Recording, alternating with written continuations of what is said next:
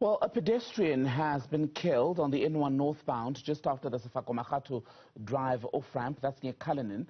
The person was apparently knocked down shortly after 5 o'clock this afternoon, so just over an hour ago from now. Tshwane Metro police officials are on the scene and also helping to direct traffic, as you can imagine, often with onlookers when this sort of thing happens. Already, traffic is backing up southbound toward Menlyn. That's the off-ramp also in that area. Newzroom Afrika senior reporter Tumaole Mohlaoli is there for us this hour. Tumaole, tell us more about this person who's been killed.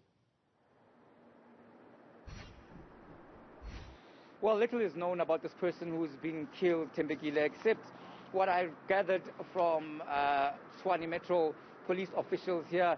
The accident happened a short while before we arrived on the scene. In fact, we were surprised to see the backup of traffic going southbound.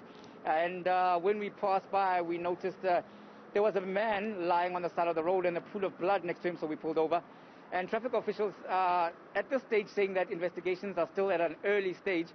As it stands, the body has just been covered a short while ago, about 20 to 30 minutes ago, by EMS, emergency services officials, who covered the body with that silver wrapping.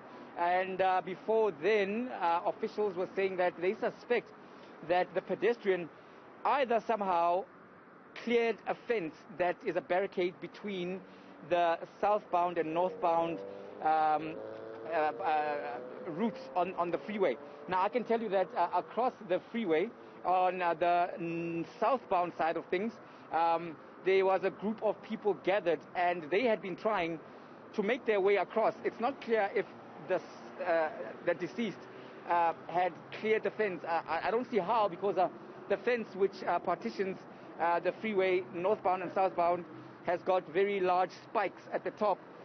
This is initial, I suppose, speculation by officers on the scene, but however, the vehicle that knocked him over, officers have confirmed, then made off. It is essentially, well, it is officially a hit and run at this stage.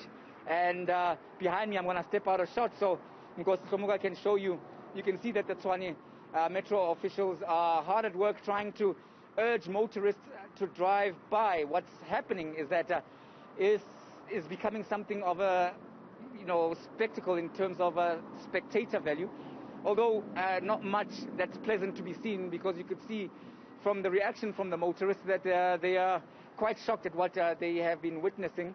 But the Tshwane Metro police officials are indeed making sure that the traffic moves and that it moves steadily so that it does not contribute to the further backlog that we are seeing further south of Sefako Makgato off-ramp here. And, well, some grim scenes behind me.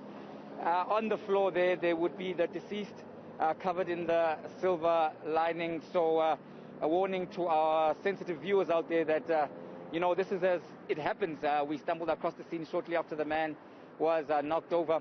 So what is essentially happening now is that we are waiting for the SAPS to arrive on the scene, the coroner, to declare the deceased, to declare the scene a crime scene, because of course the vehicle or the motorist that was involved in this collision has made off, and then only then afterwards the body of the deceased will be removed from the scene.